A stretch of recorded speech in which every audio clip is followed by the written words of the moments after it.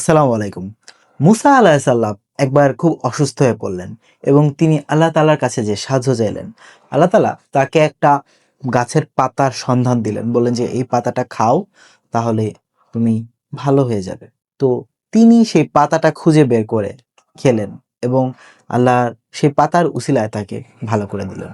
কিছুদিন পরে মুসা আলাইহিস সালাম আবার সেই একই যন্ত্রণায় পড়লেন, মানে শারীরিক অসুস্থতায় পড়ে গেলেন। এবার তিনি আবার গাছের পাতাটা নিয়ে খেলেন। কিন্তু এবার তার কোনো রকমের কোনো প্রবলেম সলভ হলো না। অর্থাৎ তিনি সুস্থ হলেন না। তারপরে তিনি যন্ত্রণা, কষ্ট নিয়ে আল্লাহর কাছে যেয়ে জিজ্ঞেস করলেন, "আল্লাহ, আমি তো তুমি যেই রাস্তা দেখিয়েছো সেই রাস্তার মতো আমি তো আবারও অসুস্থ হয়ে পাতা খেয়েছি। কিন্তু আমার তো কাজ হলো না।" তখন আল্লাহ তাআলা বললেন, "প্রথম বার তুমি আল্লাহ তাআলার কাছে এসেছিলে। আল্লাহ তাআলা তোমার প্রবলেম সলভ করেছিল।"